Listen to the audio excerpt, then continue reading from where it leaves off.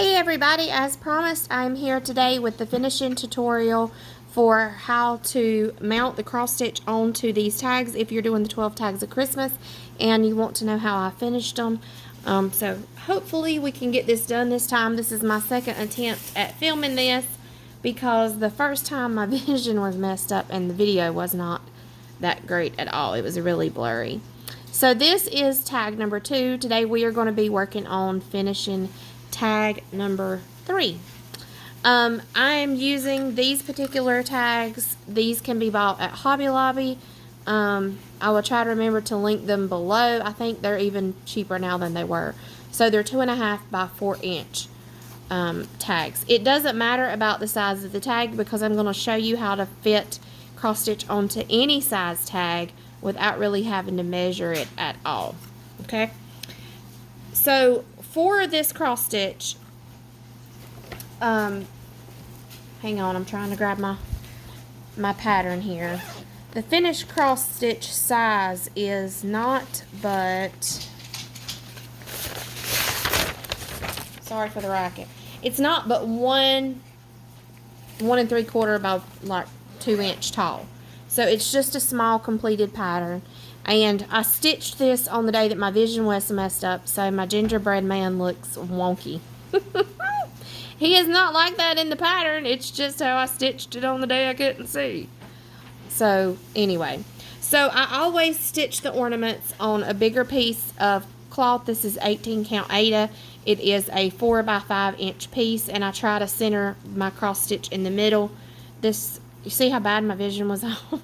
I didn't even center it too well. But that's okay because we don't need very much on the sides. So I went ahead and pressed my cross stitch. Oh, I guess I need to show you the supplies that you're going to need. You're going to need some kind of a ribbon to tie your bows with. You're going to need your tag, your pressed cross stitch, of course, a fork, scissors, a hot glue gun, and extra hot glue. And then you're going to need some type of a trim. So I've got 3 different ones over here, and I don't know which one we're going to end up going with. We'll just have to see how it looks when we get there. So first thing that I'm going to do is I'm going to make sure that I get my cross stitch where I want it on the tag. So I'm just kind of picking it up and eyeballing where everything is on the tag. I just kind of go around and press a little bit so I can see, just finger pressing it, so that I can kind of see the outline of the tag, because I want to make sure that I get my cross stitch pretty centered a good bit. Okay, so now that I kind of got that, I'm just going to fold this over loosely. I don't want to finger press it much at this point. I'm just trying to look and see how much I'm wanting to trim off. Make sure that it's not going to be a wonky cut when I cut it, and see how it looks. Okay, so that's, sorry, let me move it up in here in the frame. So that looks okay, but my Aida is bigger, so I need to be able to fix that. It's kind of crooked there. See how this looks.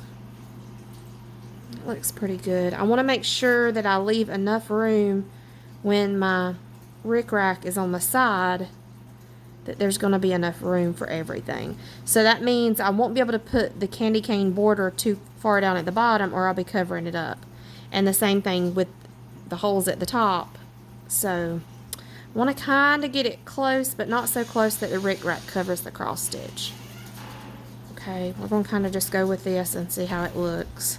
And the reason that I do it like this is because the measurements don't matter. What matters is getting it the way centered on my tag, the way that I want it, with enough space that it doesn't take away from the design. So let me take a look. If I trimmed it there, how it would look.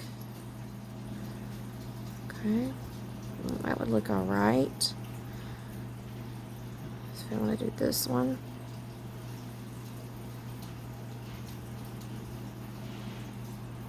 Wondering how that would look with this ribbon. So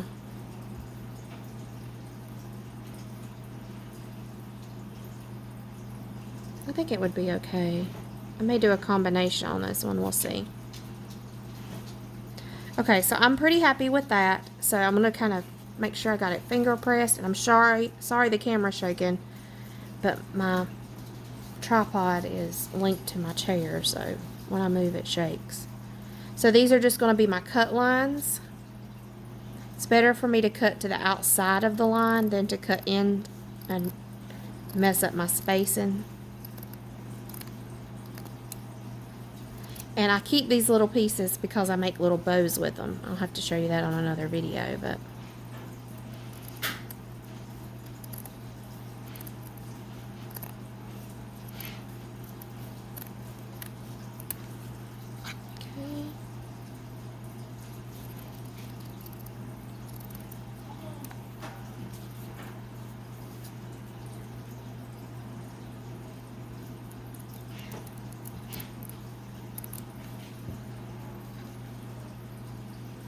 okay, that looks pretty good. I'm happy with that. The only thing I'm not happy with is it looks like my cut over here is not even, so I'm going to trim it up a little bit. Okay, so that looks good. Now before I glue anything down, I want to see how it would look if I did this.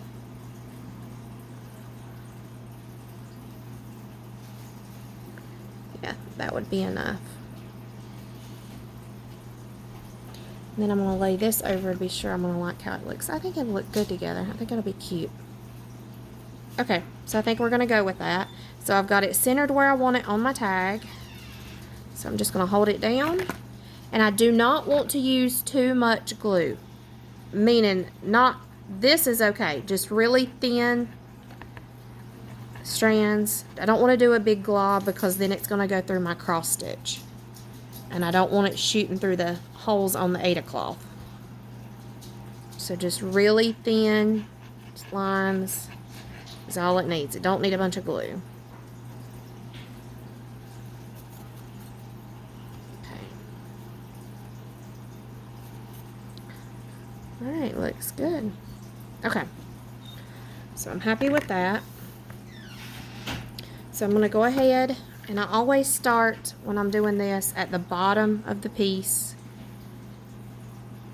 Or if I'm going to be putting a bow off to the side, I'll start to one side or the other. Now, I'm going to zoom in a little bit so you can see this. So, okay. Do you see how that is covering the bottom of the Aida? If I pull it down like this, you see how it's going to leave those gaps? I do not want that. So I want to make sure that whenever I put my rickrack on, that it's going to be high enough that it's going to cover that Aida cloth. Okay? So let me zoom this back out. Okay. Stop the camera from moving. Alright. So I think I'm just going to start it over on this side. And I'm going to put a bow over here, I believe. I think I'm going to put a bow on both sides. But so I just want to kind of hold what I've got here. And very thin controlled lines. This does not have to be a lot of glue. Hopefully you're not going to be pulling and twisting, and hopefully this is going to be an ornament and you'll be putting it up, treasuring it. Work it while it's still warm. Okay. That looks good. Alright, there's two ways that you can do the turns for this. You can either, one, hold your finger where it's on the edge and twist it up so it looks like this. And you can do it across. That is if you have a two-sided rickrack. Or you can twist it around. And this does form a little bit more bulk down here. Like so. So you can do it that way. I think I'm just going to twist mine around and do it this way. So the first thing that I want to do is make sure that I've got that turn right before I go putting any kind of glue down. And I make sure that whenever I've got that first where my finger is started, it's going to be in the right direction. Again, I don't want it to be out. I want it to be covering up the Aida cloth. So I'm just going to hold it very carefully right here. And put a very thin line. kind of keeping it controlled right on the edge of the 8 o'clock. Holding it here, don't put anything down, stretch it out past your tag, and then slowly lay it down into position. That gives you a good straight line. And then I'll come back in and mash it down.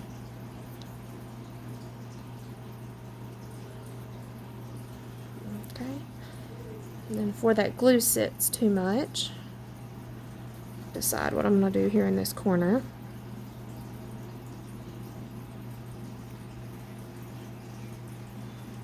I think I'm going to handle it the same way. Okay, that looks good. So I'm just going to hold this corner in position, pull it back, put a very thin line of hot glue right here. Pull my rickrack out past the tag, lay it into place, and then come back in and press it. That'll give you way straighter lines. Okay, turn my tag. Let's see how this one's going to be.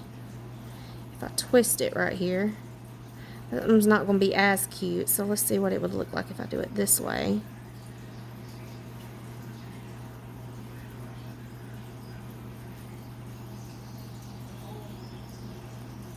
I'm not really happy with either way.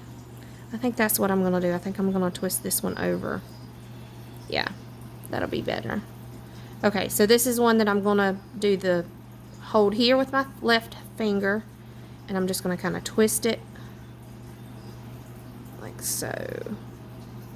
Pinch it and hold it in place and see if when I line all this up it's going to look okay. Yep, that'll look all right. Nothing a couple little bows won't fix, right? Alright, so here I'm just going to hold it very close. I just want to get a little dot of glue right there to help hold it in place. Little, and then a little thin line down the side of the tag.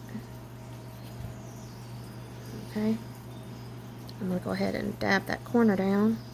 Holding the rickrack out way past the tag again gives me a very straight line.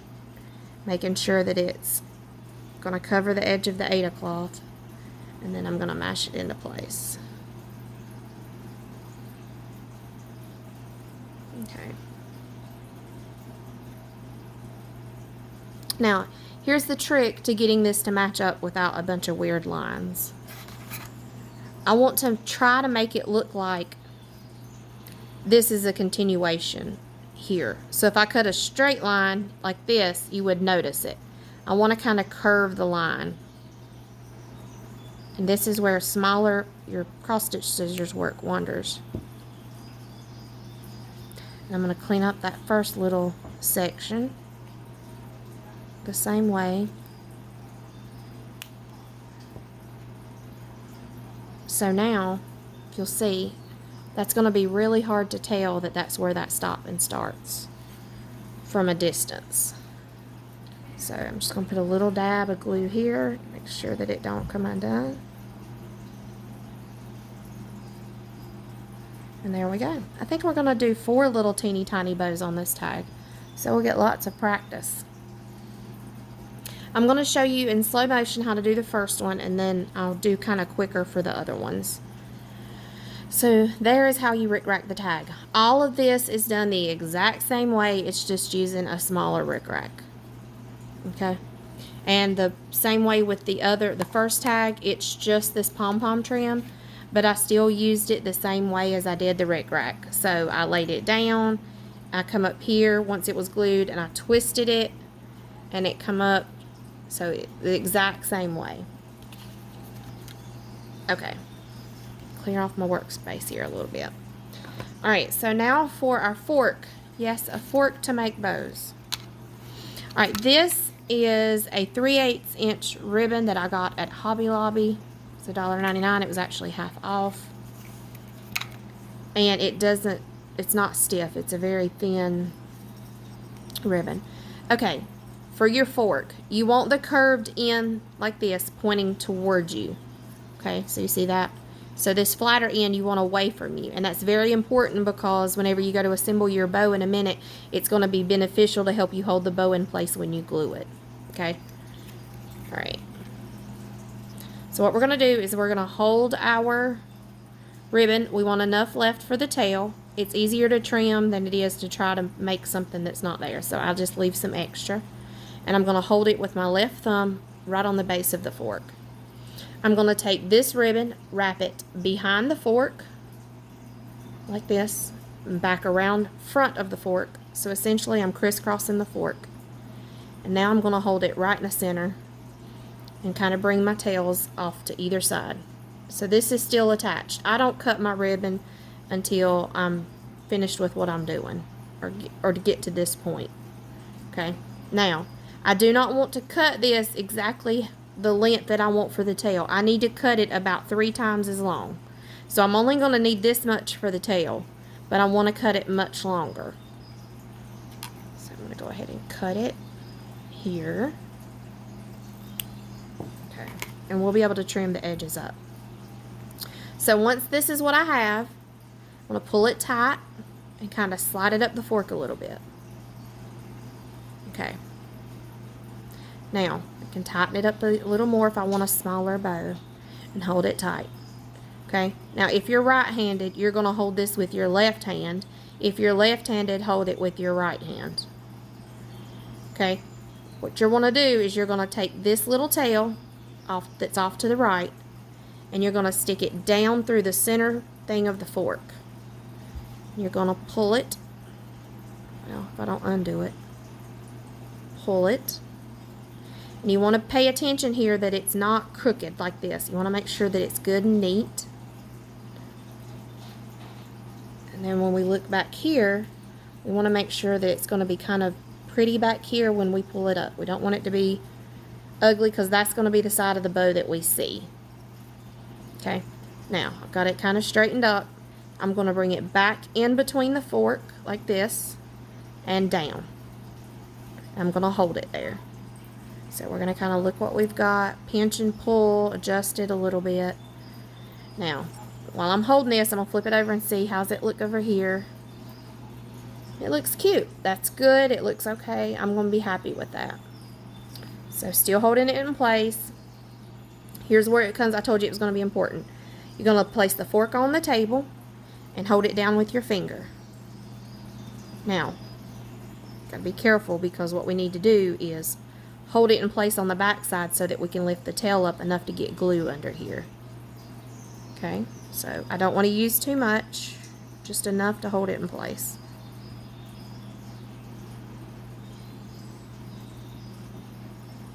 Like so.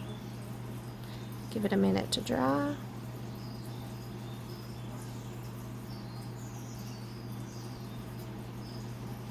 You can also sew this if you feel froggy.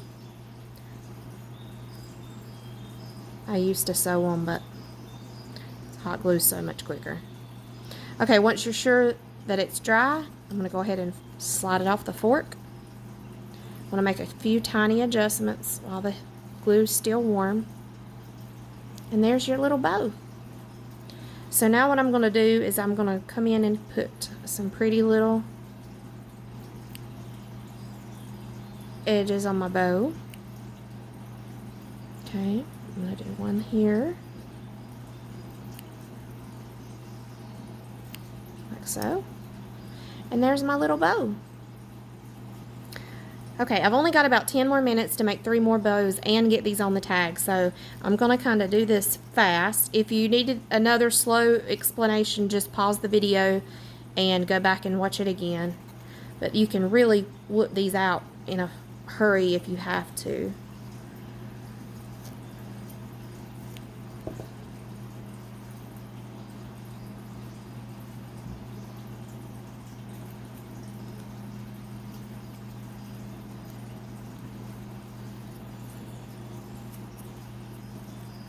Not happy with how the front of that bow looked.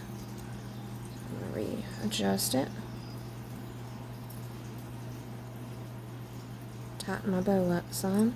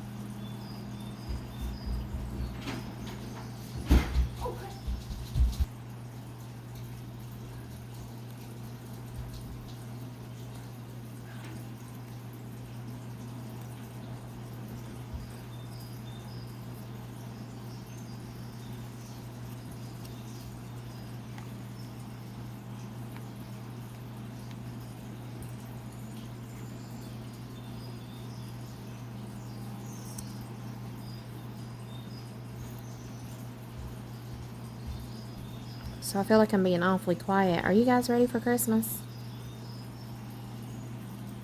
I am, but I'm not.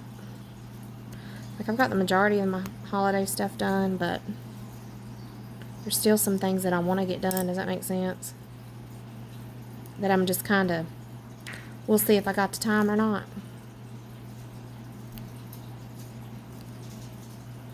Alright, I gotta get one more done.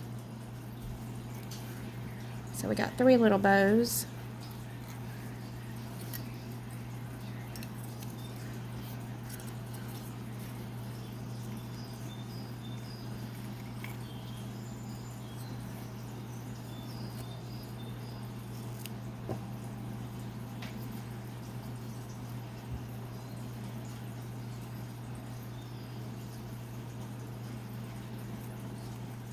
This takes concentration.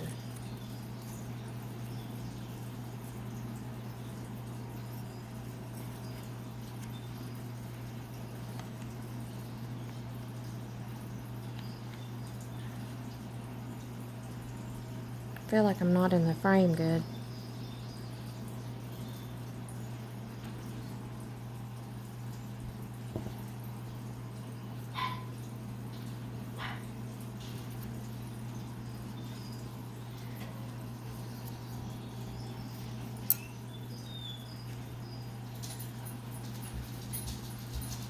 Got some hot glue on that one. It'll be alright.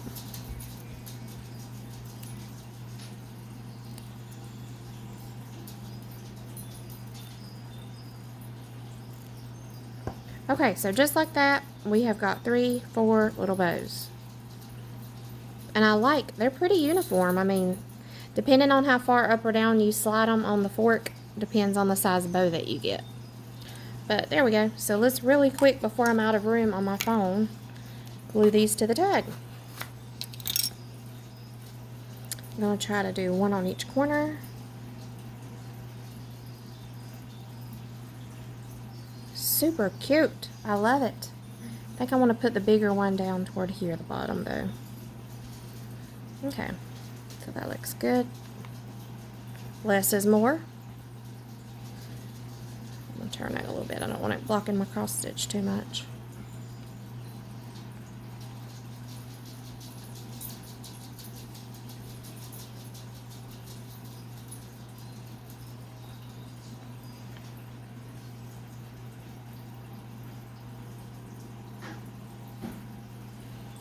Alright guys, I hope you see how easy it is to finish these little tags. I hope the little bow making tutorial has helped you out some. You really can do any kind of combination with these. Just really all about what type of theme you want to go for and what kind of ribbon that you can find. But yeah, so there is our little decorative tag number 3 in a series. This is tag number 2. Ooh, string and hot glue everywhere. And if you want to see tag number 1, just go over and check that out. And then tying this little bow, let's see if I can do it right quick for I think that's enough bows though. Yeah, I think that's enough bows. I don't think we'll put one here. Yeah, changed my mind. Sorry, designer, had to think a minute. But anyway, I hope you enjoy the little tutorial. If there's anything that I've not made clear, just let me know in the comments and I'll try to address those. And I hope that you are having a great holiday season. I hope that you are enjoying the 12 tags of Christmas. And if you want to know the story behind them, I'll put a link up above for you to be able to go over and watch that other video to understand more about why I'm doing each of these tags the way that I am. So thank you so much for joining me, and I hope you all have a good day. Bye.